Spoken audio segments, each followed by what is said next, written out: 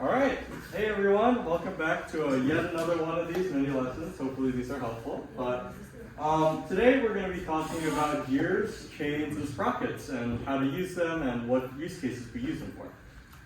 So just really quick about today's agenda. We're going to first talk about gear and gear train fundamentals. Then we're going to talk about gear ratios concerning speed and torque. Then chain and sprocket fundamentals, and then how to choose between gears and chain. So, gears are everywhere. So they're on essentially every robot. I see gears over there, I see gears over here. Here are some other examples. Here are gears in the drivetrain. Here's a gear in a lift mechanism. Basically, we use them a lot because we use motors, and motors have rotational motion. And to utilize the rotational motion and use it to power different mechanisms, we use gears, and that's our primary way of translating rotational motion into mechanisms. So I want to quickly talk about some fundamental gear stuff. So when you have two connecting gears, they always spin in opposite directions. So see if I can grab one of these. So whenever you have one and two gears, this is called a gear train. And whenever you spin one gear in one direction, the other one will always spin in the opposite way. That's how gears work. So you can see here, here's a diagram. If you have a driving gear, which is the gear that's being powered, you have the driven gear, which is the gear that's moving because of the powered gear. They rotate in opposite directions. So have any of you guys seen like this sort of diagram around like these like three gears? So ironically, it's actually impossible for gears to rotate this way, because if you have three gears here, you can realize that two of them rotate in opposite directions, right? But when you add a third gear, you realize that this is actually impossible to rotate. I'm trying to do it right now, you can't. So it's actually quite misleading. This is actually something that can't actually rotate. Here is a diagram of our drive base on our robot, which is right there. You can see we also utilize gears to transport power from the motors to the wheels, which allow our robot to move around. So a really cool thing about gears is that if you build them correctly, especially these gear trains, they can't skip because of the fundamental way these gears work. You can see here's an animated diagram. All these teeth on these gears intersect and push against each other, and so it's really hard for them to skip. You would have to essentially break one of these teeth in order for it to skip the mechanism, and that is very unlikely. So gears are super reliable in that sense. Something to look out for, if your gear teeth aren't meshing completely, so they're not pushing up against each other, they're kind of separated, you can see here that it's much easier to skip them, and that's because they just have less contact with each other. So whenever you're building mechanisms with gear trains, you gotta make sure that they're nice and tight together. I want to talk a little bit about speed and torque and how they're inversely related. So if we go here to the fundamental, another slide, we see that we have different size gears. And so when you have different size gears, you can result in different speeds when you're rotating. So for example, if you have a big gear going to a small gear, then the small gear will rotate a lot faster compared to the large gear, because the large gear has a larger circumference. The smaller gear has a smaller circumference. So this needs to rotate many more times for this to rotate once. So when you power this gear and you connect it to this one, then this will rotate much faster. The opposite is true. So when you're rotating a small gear, you can see I'm rotating this a lot, but the large gear isn't actually rotating that much. And that's because it requires, once again, a lot more rotation of the small gear to match one rotation of large gear. And so you have that discrepancy in speed. So here's a diagram describing different torques with different gears. I'm not going to get too much into this unless you want to learn about it, then you can come find me after. But essentially, if you have a small gear that's powering a big gear, that means you get an increase in torque. So that means this is much more able to spin under pressure compared to the smaller gear. Conversely, if you have a really big gear going to a very small gear, that means the small gear has a lot less torque because the distance between the large gear and the small gear and the ratio of the radii are different. And so basically, if you have a big gear going to a small gear, then you know that it'll have a lot of speed, but a lot less torque. And if you're doing the opposite, so a small gear to a large gear, then you'll have a lot less speed, but a lot more torque. So I want to go quickly and describe some RPM. So does anyone know what RPM stands for? Just shout it out. Yeah, go ahead. Yeah, rotations per minute, exactly. So basically, how many rotations does the gear turn in 1 minute? Pretty self-explanatory. So I wanted to quickly clarify, I touched on this a little earlier, but the driving gear is the gear that's being powered. So the gear that's actually being rotated by the motor itself. And the driven gear is the gear that's connected to that gear, and that's rotating because your driver gear is rotating. And idler gears is essentially any gear that isn't powered but isn't a driven gear either. So the middle gear here in this case would be the idler gear. And so I want to talk really quickly about this. So we have a diagram over here. So let's say we have one gear and another gear, and the driving gear is rotating 100 rotations per minute. So this ratio would be 36 teeth to 36 teeth. So what do you think the rotations per minute of the second gear would be? Just shout it out. Yeah, rotations per minute. How many times do you think this will spin in a minute? If the first gears were rotating at 100. Yeah, exactly. So 100. And this is rotating at 100 rotations per minute, and it's connecting to the same size gear with the same size teeth, then it will rotate at the exact same speed. So here is a little more complicated one. So we have a 12-tooth gear and a 36-tooth gear, and this one's rotating at 200 RPM. So what do you think the 36-tooth gear will rotate at?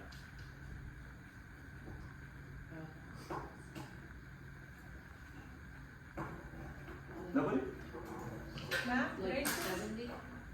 Yeah, so 67, you're pretty close, you got it right. But yeah, exactly. So if you have a 1-to-3 ratio between the teeth, so this is 12 and this is 36, 12 divided by 36 is the exact same thing as 1/3.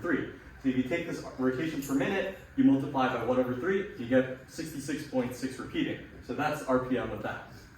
And finally, one last one, this one's a little trickier. If you have a 60-tooth gear spinning at 60 RPM, and a 36-tooth gear spinning at unknown RPM, where do you think this is going to spin at? 12? Close. So you have 60 RPM, right? And you know this ratio of 60 to 36. So essentially that's 60 times 5/3. And this is some complicated math, so I don't expect you to do this in your head, but that works out to be 100 RPM. So you guys sort of get a better sense of how different gear sizes contribute to different speeds of the driven gear. Yeah? Okay, awesome. So I put together a little demonstration here I wanted you guys to see this in action. So we'll be looking at this one first because this one's the simplest. So if I power this up. So this motor is a 200 RPM motor. So based on our calculations earlier, if this one spins at 200 RPM, then this will also spin at 200 RPM. Ooh, that was close.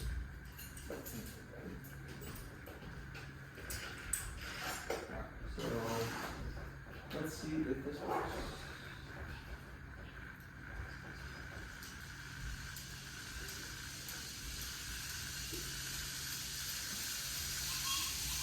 Well, that is a sad motor, but basically you can see how this spins relative to this speed, right? They're spinning at the same speed.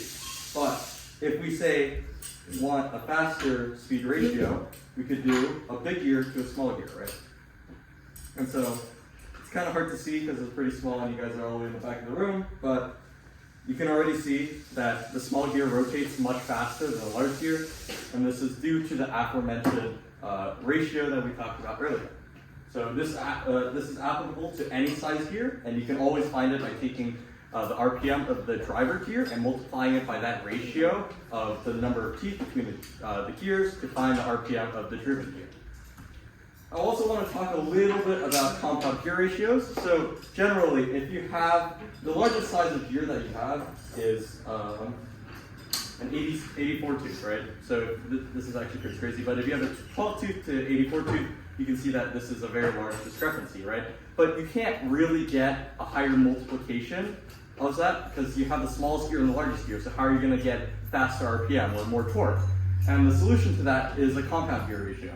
So essentially, we have our normal gear ratio here, where we have our driving gear here, and then we have the driven gear here. So this is 12 tooth to 60 tooth. But we put another 12 tooth gear on the same axle as a 60 tooth. So both of these are spinning at the same speed, and we get another 60 tooth gear here. So here's a little bit of a challenge. So if we assume this is this 12 tooth gear is spinning at 500 RPM, what do you think this large gear, this driven gear, is spinning at? all answer at once. You guys have any idea? All right, I'll just give you the answer.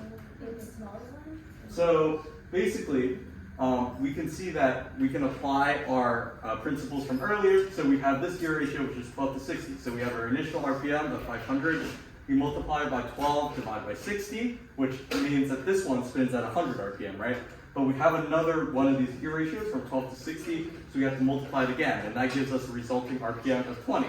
So you can see how by using compound gear ratios, we can reduce or increase the speed by a lot more than if we should use the smallest gear and the largest gear. And this is also a lot more compact than using big gears because you're kind of smushing them on top of each other, and that means it's a lot more space efficient. So I want to talk a little bit about the differences between a high strength gear and a low strength gear. So these essentially accomplish the same thing. They're the same size, they have the same amount of teeth, but there are some differences. So high strength gears, as the name suggests, they're more robust because they have a thicker teeth here. So compared to this, you can see that this is a lot thicker than this. And these also adapt very easily to high strength axles. I don't have one on me right now, but you can see how a high strength axle can be directly put through here. And it can use a lot of these inserts. So for example, if you want to attach it to an axle, we can put a square insert here. Or if you want to put it on a screw joint, we can put a brass insert, which allows it to spin freely. However, as you can see, these are a lot heavier and take up a lot more space compared to these. So you want to be mindful when you're trying to decide what you need to do. Low strength gears, on the other hand, they're generally good for normal applications. You don't generally need to use these unless they're for very high torque applications. These generally work for anything that you need. Our drive base over there uses these gears, so that's great. These don't have support for high strength axles. As you can see, the hole here only works for low strength axles, so you want to keep that in mind when you want to attach it to high strength axles. And because they have a square hole, they can't be free spinning. Like if you see, I can't even put it on the screw joint, so these can't actually spin. But these are more lightweight and more compact. They're about half as light because they're half as thin. So I want to move on to some chain and sprocket stuff. So chain and sprocket, I have some chain and sprocket here. So these work pretty similarly to gears. So the previous calculations that we did for speed and torque are the same. So if you have a big gear going to small gear, the small gear will rotate a lot faster. And we can also still use the concept of compound gearing. However, note that in the case of gears, they rotate in the opposite direction here, right? But if you have two sprockets, as shown here, because of the chain connecting them, they actually spin in the same direction. So that's something to keep in mind. So I want to go towards some applications of this stuff. So because chain can be really any length that you want, the sprockets can really be any distance between each other. So here's an example. You can see how there's variability in sprocket distances, but because chain can be taken off, halved, and you can do whatever you want with the length of it, it's a lot easier to connect parts of the robot that require the same spin, but are farther away or at a very weird angle. Additionally, gear locations are dictated by their size. So as mentioned earlier, gears can only be a set distance from each other. They have to always be touching. You can't have two gears powering each other that are separated. So that's an advantage that sprockets have over gears, that they can be any distance from each other. Something to note is that this is a little more advanced, but sometimes when you have chain connecting two sprockets, the chain is a little bit loose and you encounter an issue called skipping. And that's when the chain sort of comes off the sprocket when it's rotating very quickly. And a way to address this is to use tensioners. So you can see here's an example of a tensioner here, example of a tensioner here, and basically that just stresses the chain in one direction to make sure that any slack in the chain is being absorbed by that. So if you've ever seen like a chain on a bike, you have that thing that like holds the chain, and that's essentially the same thing here.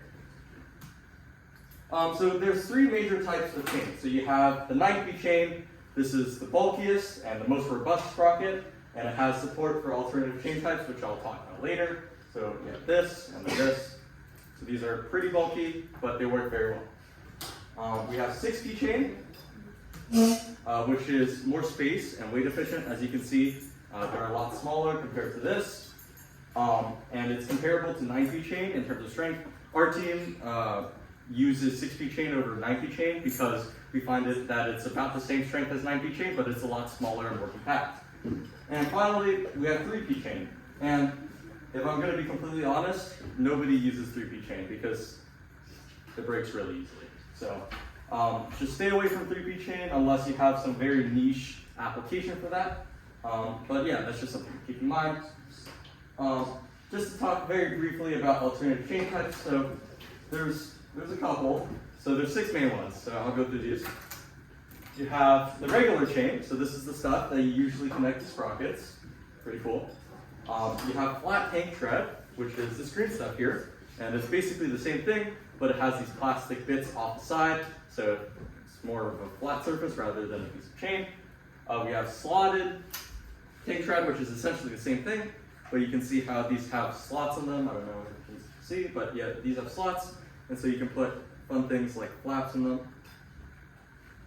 So, and these can help with different intake mechanisms or whatever you want to use with them. You have drill tank tread, which is one of my favorites. So you can always put screws through here. These holes are specifically for screws and standoffs. If you see here, see if I can bring this over here. So if you see here, we have these standoffs here that help us move rings up and down, and this uses the same drilled tank tread, and that allows us to attach these standoffs and slips. We have anti-slip tank tread, which is essentially the same thing as green, but you have these rubber bits on top that allow for more friction with whatever surface it's contacting. And we have the pretty funky angled drill tank tread, which is pretty cool. It allows us to attach same thing as the drilled tank tread, but it's sideways, so that's something that you could keep in mind. I highlighted the ones that most teams use competitively, so regular chain, slotted tank tread, and drill tank tread. Those are the types of chain that most people primarily use, but feel free to experiment with other chain types as well. So how do we decide, right? So we have gears, which are cool, and sprockets, which are also cool. So how do we decide? So how do we decide which type of mechanism to use? So gears rotate in opposite directions. So if you have something that needs to be rotating in opposite directions, gears are your best bet for that. And they're very, as mentioned earlier, they're very difficult to skip and break. Like I'm trying to push them apart, it's not working. And gears have to be offset by a set distance, like mentioned earlier. So these always have to be the same distance around from each other to make sure that they contact sufficiently. And these are really good at creating compact gear ratios, as mentioned earlier. Chain and sprockets, on the other hand, they rotate in the same direction, and they break pretty easily under heavy load. So here's just a piece of chain.